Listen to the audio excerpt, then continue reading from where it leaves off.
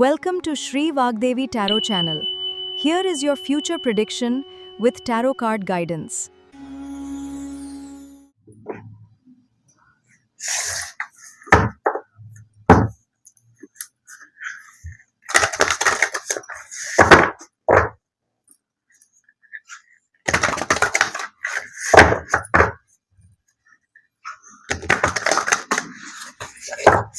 कृष्णं वंदे जगद्गुरुं। सो हरे राम राम राम हरे हरे, हरे कृष्ण कृष्ण कृष्ण हरे हरे।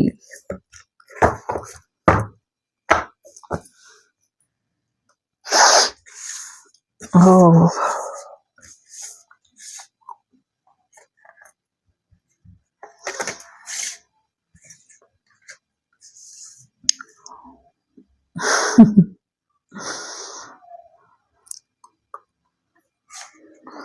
ಜಾಣನಿಗೆ ಮಾತಿನ ಪೆಟ್ಟು, ದಡ್ಡನಿಗೆ ದೊಣ್ಣೆ ಪೆಟ್ಟು ಅಲ್ವಾ? ವಿಶ್ವದಲ್ಲಿ ಶಾಂತಿ ಕದಡಿಸುವಂತ ಪ್ರಯತ್ನ ಪಡ್ತಿರೋರಿಗೆ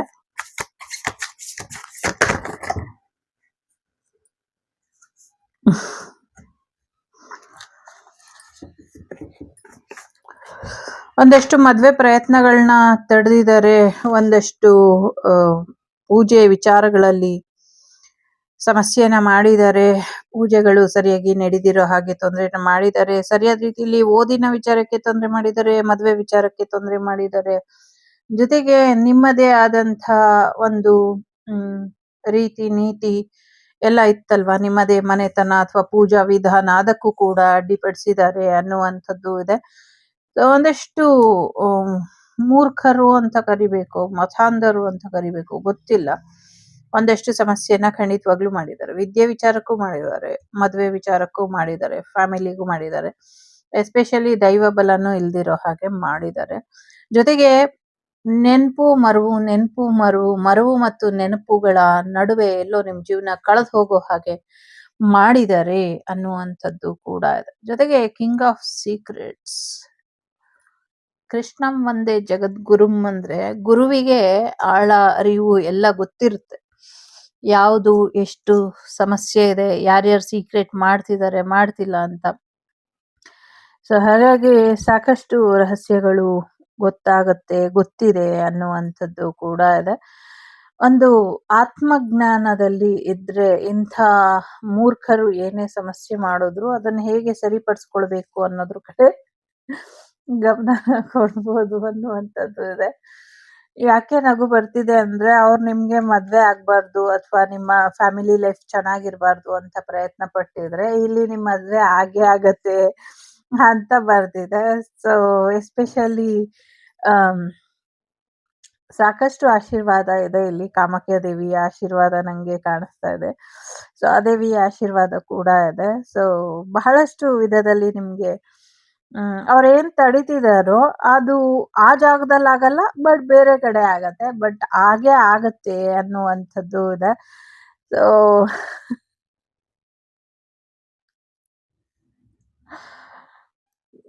ನಂಗೆ ಯಾಕೋ ತುಂಬಾ ನಗು ಬರ್ತಿದೆ. I am very sorry.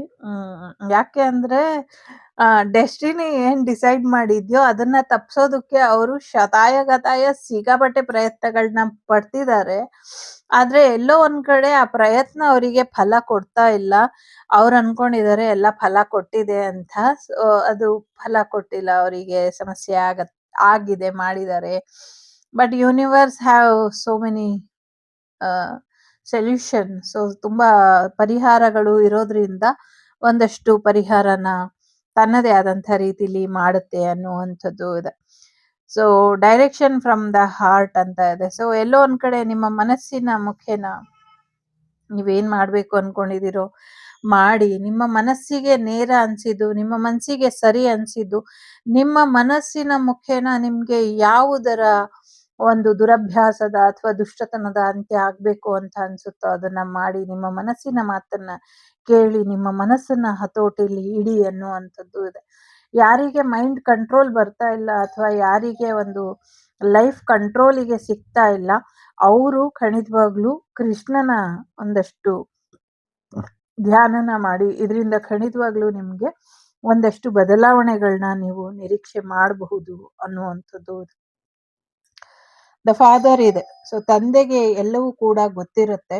So ಹಾಗಾಗಿ ತಂದೆ ಒಂದು ರೀತಿಲಿ ಯಾವುದು ಒಳ್ಳೇದು, ಯಾವುದು ಕೆಟ್ಟದ್ದು, ಯಾರಿಂದ ಯಾವ ಕೆಲಸ ಮಾಡಬೇಕು, ಯಾವ ಕೆಲಸ ಮಾಡಿಸ್ಬಾರ್ದು, ಜೊತೆಗೆ ಯಾರಿಗೆ ಏನನ್ನ ಕೊಡಬೇಕು, ಯಾರಿಗೆ ಏನನ್ನ ಕೊಡಬಾರ್ದು, ಇದರ ಒಂದು ಅರಿವು ಅವರಿಗೆ ಇರುತ್ತೆ. ಸರಿಯಾದ ರೀತಿಲಿ ನಿರ್ಧಾರನ ತಗೊಂಡು ಸರಿಯಾದ ರೀತಿಲಿ ಯಾರಿಗೆ ಯಾವ ಸಂದರ್ಭಕ್ಕೆ ಯಾವ ರೀತಿಯ ಜವಾಬ್ದಾರಿನ ವಹಿಸ್ಕೊಳ್ಬೇಕು ಇದು ಗೊತ್ತಿರುತ್ತೆ. ಜೊತೆಗೆ ನಾನಾ ರೂಪದಲ್ಲಿ ವಿಷ್ಣುವಿನ ಅವತಾರ ಇರೋದ್ರಿಂದ ಸೊ ಒಂದು ಕಷ್ಟದ ಸಮಯದಲ್ಲೂ ಕೂಡ ಹೇಗೆ ಮಾಡಬೇಕು, ಯಾವ ನಿರ್ಧಾರನ ತಗೊಳ್ಬೇಕು, ಇದನ್ನ ಖಂಡಿತವಾಗ್ಲೂ ಒಂದು ನಿಮ್ಮ ಗುರುಗಳಿರ್ಬೋದು ಅಥವಾ ಸಾಕ್ಷಾತ್ ಶ್ರೀಕೃಷ್ಣ ಇರ್ಬೋದು ಅಥವಾ ಆ ವಿರಾಟ್ ರೂಪಿ ಯಾವುದೋ ಒಂದು ರೂಪದಲ್ಲಿ ಸರಿಯಾದ ನಿರ್ಧಾರನ ತಗೊಳ್ತಾರೆ ಅನ್ನುವಂಥದ್ದು ಇದೆ. ಸದ್ಯಕ್ಕೆ ಸಮಸ್ಯೆ ಮಾಡ್ತಾ ಇರೋರು ನಿಮ್ಮ ತಂದೆಯ ಸ್ಥಾನದಲ್ಲಿ ಇರುವಂಥವ್ರು ಅಥವಾ ತಂದೆಗೆ ಸಂಬಂಧಪಟ್ಟಂಥವ್ರು ಕೂಡ ಇರಬಹುದು. ಅವ್ರ ಕಡೆಯಿಂದ ಕೂಡ ಹೆಚ್ಚಿನ ತೊಂದರೆಗಳು ಆಗ್ತಾ ಇರಬಹುದು ಅನ್ನುವಂಥದ್ದು ಕೂಡ ಇದೆ. ಜೊತೆಗೆ ಆಗ್ಲೇ ಹೇಳ್ದಂಗೆ ರೇರ್ ಸೋಲ್ ಇದ್ದೀರಾ. ಸೊ ಯಾರಿಗೆ ಹೋಗಿ ಸೇರ್ಬೇಕು, ಯಾರ ಪಾಲಾಗ್ಬೇಕು ಅನ್ನೋದು ಭಗವಂತ ನೋಡಿದಾನೆ.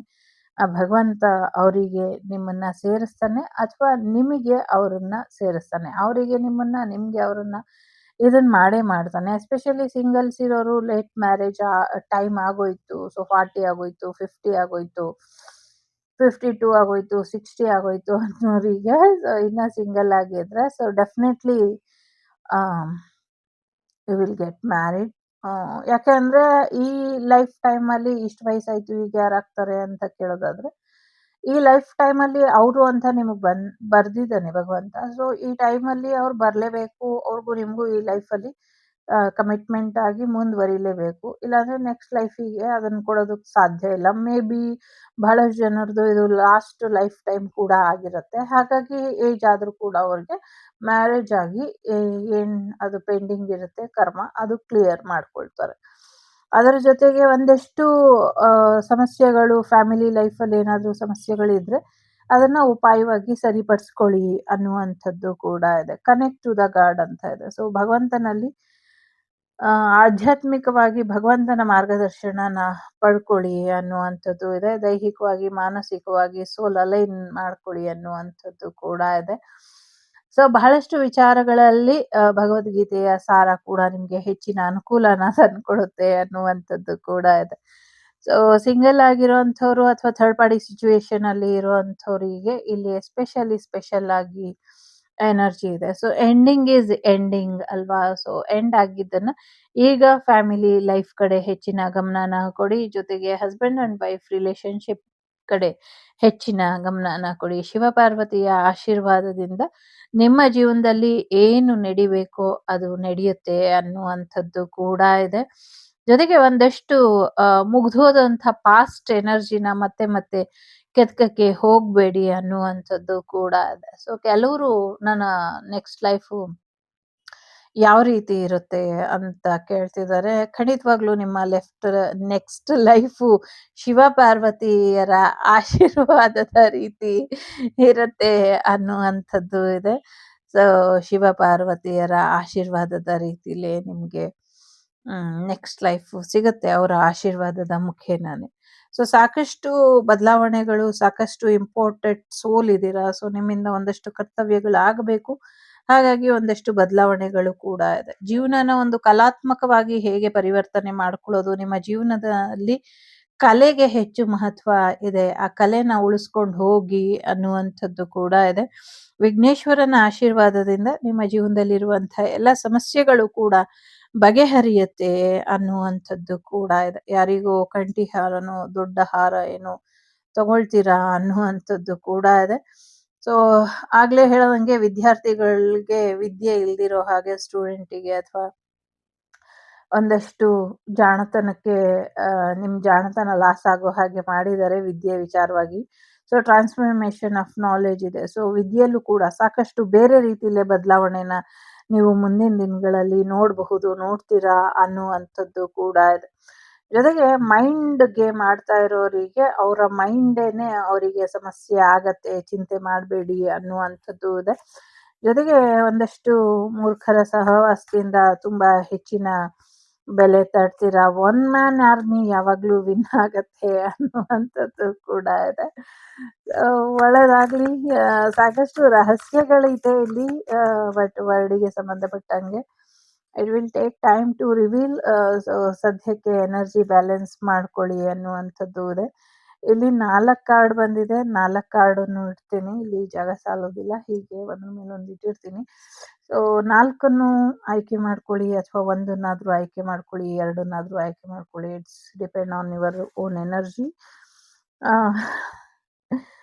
ಇಲ್ಲಿ ಟೈಮ್ ಆಫ್ ಡೆತ್ ಇದೆ. So something will end very soon. ಕೈಗೆ ಪೆಟ್ಟಾಗಬಹುದು, ಎಚ್ಚರಿಕೆನ ವಹಿಸಿ. ಸೊ ಈಗ ಕೊನೆಯ ಒಂದು ಸಂದರ್ಶನ ಅಥವಾ ಕೊನೆಯ ಮಾತು ಏನೋ ಹೇಳ್ಬಿಟ್ಟು ಅದು ಎಂಡ್ ಆಗತ್ತೆ ಅನ್ನುವಂಥದ್ದು ಕೂಡ ಇದೆ.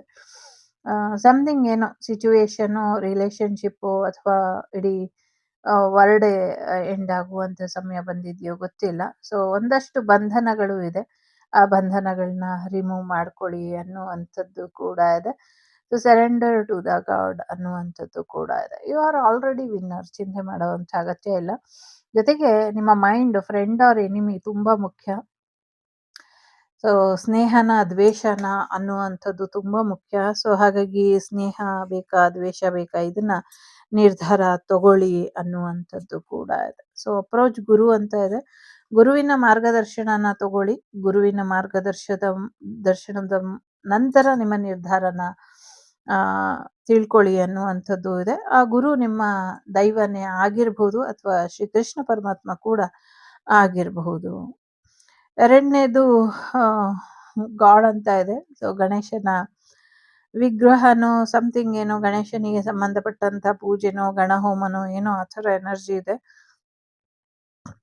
ಸೊ ಸರಿಯಾಗಿ ಡಿಫೆಂಡ್ ಮಾಡಿಕೊಂಡು ನಿರ್ಧಾರನ ತಗೊಳ್ಳಿ ಅನ್ನುವಂಥದ್ದು ಇದೆ.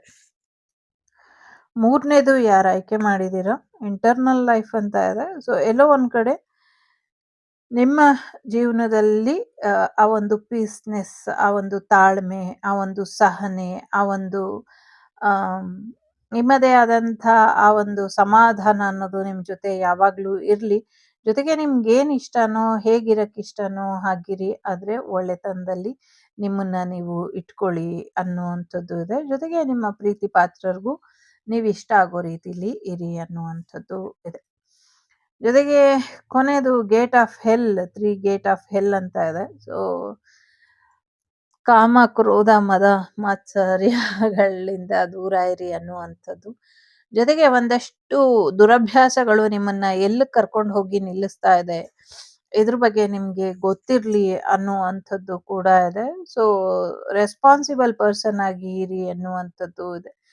ಎಲ್ಲೋ ಒಂದ್ ಕಡೆ ಬೇರೆಯವರಿಗೋಸ್ಕರ ನೀವು ನಿಮ್ಮನ್ನ ಬದಲಾಯಿಸ್ಕೊಳ್ಳೋದಕ್ಕೆ ಹೋಗ್ಬೇಡಿ, ಜವಾಬ್ದಾರಿನ ಮರಿಬೇಡಿ ಅನ್ನುವಂಥದ್ದು ಕೂಡ ಇದೆ.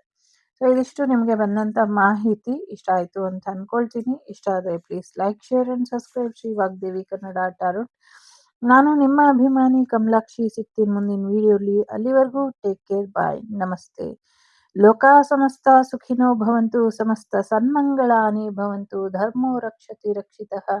ಎಲ್ಲರಿಗೂ ಒಳ್ಳೆದಾಗ್ಲಿ. ವಸುದೈವಕ ಕುಟುಂಬ, ವಾಗ್ದೇವಿ ಕುಟುಂಬ ಯಾವಾಗ್ಲೂ ಕ್ಷೇಮವಾಗಿ ಇರ್ಲಿ ಅಂತ ಹಾರೈಸ್ತಾ. So take care. ಜೈ ಶ್ರೀರಾಮ್. ಸರ್ವಂ ಕೃಷ್ಣಾರ್ಪಣಮಸ್ತು. ಎಲ್ಲವೂ ಶ್ರೀಕೃಷ್ಣನಿಗೆ ಸಮರ್ಪಣೆಯಾಗಲಿ. ಒಳ್ಳೆಯದಾಗಲಿ. ಯಾರಿಗೋ ಪೂರಿ ಜಗನ್ನಾಥನ ಹೃದಯ ಕರೀತಾ ಇದೆ, ಹೋಗ್ಬಿಟ್ಟು ಬನ್ನಿ, ನಿಮ್ಮ ಸಮಸ್ಯೆ ಬಗೆಹರಿಯುತ್ತೆ. Take care. The Sri Vagdevi Tarot channel is so glad to see you again. Thank you for watching our tarot card readings today.